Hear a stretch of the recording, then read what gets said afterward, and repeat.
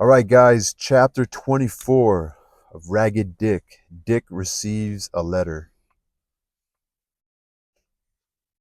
It was about a week after Dick's recovery of his bank book that Fosdick brought home with him in the evening a copy of the Daily Sun. Would you like to see your name in print, Dick? He asked. Yes, said Dick, who was busy at the washstand, endeavoring to efface the marks which his day's works had left upon his hands. They haven't put me up for mayor, have they? Because if they have, I shan't accept. It would interfere too much with my private business. No, said Fosdick, they haven't put you up for office yet, though that may happen sometime. But if you want to see your name in print, here it is. Dick was rather incredulous, but having dried his hands on the towel, took the paper and following the direction of Fosdick's finger, observed in the list of advertised letters the name of Ragged Dick. By gracious, so it is, said he. Do you suppose it means me? I don't know of any other Ragged Dick, do you? No, said Dick reflectively. It must be me, but I don't know of anybody that would be likely to write me. Perhaps it is Frank Whitney, suggests Fosdick after a little reflection. Then he promised to write to you? Yes, said Dick, and he wanted me to write to him. Where is he now? He was going to a boarding school in Connecticut, he said. The name of the town was Barton. Very likely the letter is from him. I hope it is. Frank was a tip-top boy, and he was the first that made me ashamed of being so ignorant and dirty. You had better go to the post office tomorrow morning and ask for the letter. Perhaps they won't give it to me. Suppose you wear the old clothes you used to a year ago when Frank first saw you. They won't have any doubt of your being ragged then. I guess I will. I'll be sort of ashamed to be seen in them, though, said Dick, who had considerable more pride in a neat personal appearance than when we were first introduced to him. It will be only for one day or one morning, said Fosdick. I'd do more than that for the sake of getting a letter from Frank. I'd like to see him. The next morning, in accordance with the suggestion of Fosdick, Dick arrayed himself in a long, disused Washington coat and Napoleon pants. Remember when he disused Washington coat and the Napoleon pants, which he had carefully preserved for what reason he could hardly explain. When fairly equipped, Dick surveyed himself in the mirror if the little 7 by 9 inch looking glass with which the room was furnished deserved the name.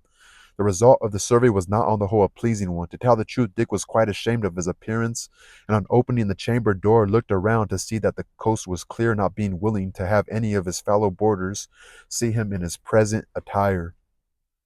He managed to slip out into the street unobserved, and after attending to 2 or 3 regular customers who came downtown early in the morning, he made his way down Nassau Street to the post office. He passed along until he came to a compartment on which he read advertised letters, and stepping up to the little window said, "There's a letter for me. I saw it advertised in the Sun yesterday." "What name?" demanded the clerk. "Ragged Dick," answered our hero. "That's a queer name," said the clerk, surveying him a little curiously. "Are you Ragged Dick?" "If you don't believe me, look at my clothes," said Dick.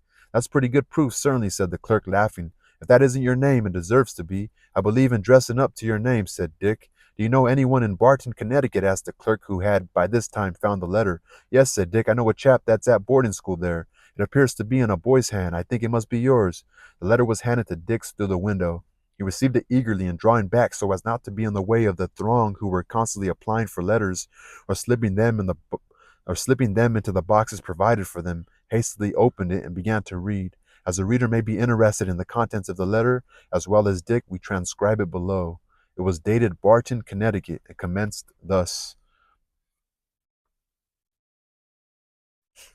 "Dear Dick, you must excuse my addressing this letter to Ragged Dick, but the fact is I don't know what your last name is nor where you live. I'm afraid there is not much chance of your getting this letter, but I hope you will. I've thought of you very often and wondered how you were getting along, and I should have written to you before if I had known where to direct.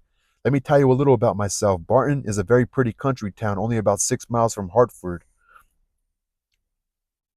The boarding school which I attend is under the charge of Ezekiel Monroe, A.M. He is a man of about 50, a graduate of Yale College, and has always been a teacher. It is a large 2-story house with an addition containing a good many small bedchambers for the boys. There are about 20 of us, and there was one assistant teacher who teaches the English branches. Mr. Monroe, or Old Zeke, as we call him behind his desk, or we call him behind his back, teaches us Latin and Greek. I'm studying both these languages because father wants me to go to college. But you won't be interested in hearing about our studies. I will tell you how we amuse ourselves. There are about 50 acres of land belonging to Mr. Monroe, so that we have plenty of room for play. About a quarter of a mile from the house, there was a good-sized pond. There was a large round-bottomed boat, which is stout and strong, Every Wednesday and Saturday afternoon, when the weather is good, we go out rowing on the pond. Mr. Barton, the assistant teacher, goes with us to look after us. In the summer, we are allowed to go in bathing. In the winter, there was splendid skating on the pond.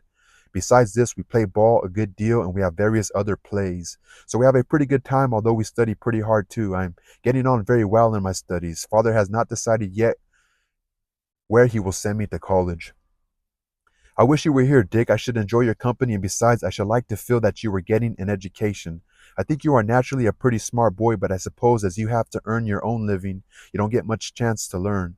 Only wish I had a few $100s of my own. I would have you come up here and attend school with us. If I ever have a chance to help you in any way, you may be sure that I will. I shall have to wind up my letter now, as I have to hand in a composition tomorrow on the life and character of Washington.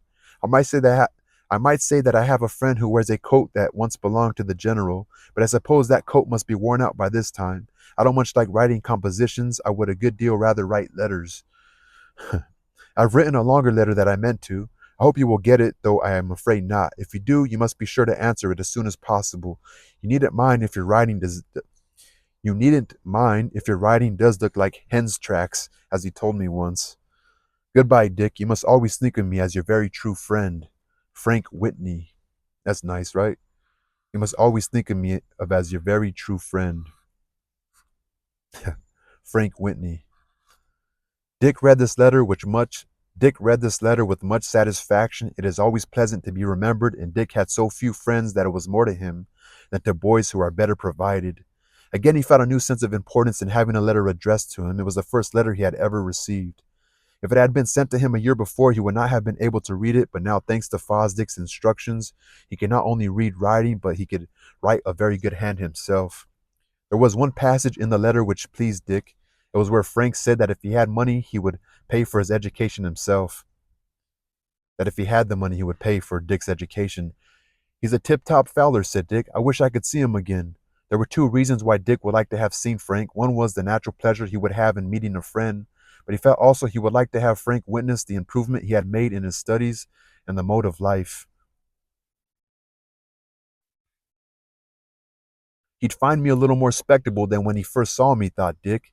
Dick had by this time got up to Printing House Square. Standing on Spruce Street near the Tribune office was his old enemy, Mickey McGuire. Or standing on Spruce Street near the Tribune office was his old enemy, Mickey McGuire. It has always been said that Mickey felt a natural enmity towards those in his own condition in life who wore better clothes than himself. For the last 9 months, Dick's neat appearance had excited the ire of the young Philistine. To appear in neat attire and with a clean face, Mickey felt was a piece of presumption and an assumption of superiority on the part of our hero, and he termed it trying to be a swell. Now his astonished eyes rested on Dick in his ancient attire, which is very similar to his own.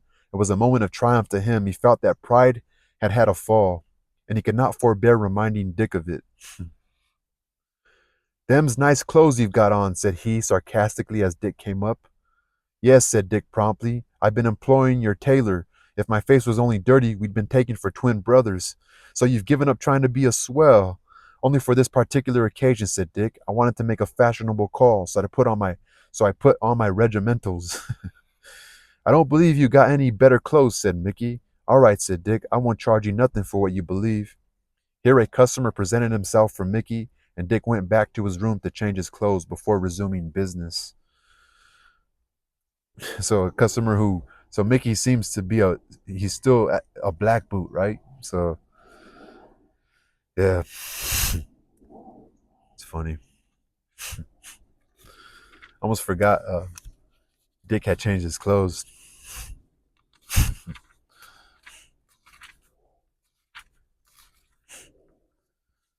So we got one, two, three more chapters, and we're done with Ragged Dick by Horatio Alger, who I was introduced to by Hunter S. Thompson. He referenced him like 3 or 4 times in his book, Fear and Loathing in Las Vegas. So anyway, y'all, peace.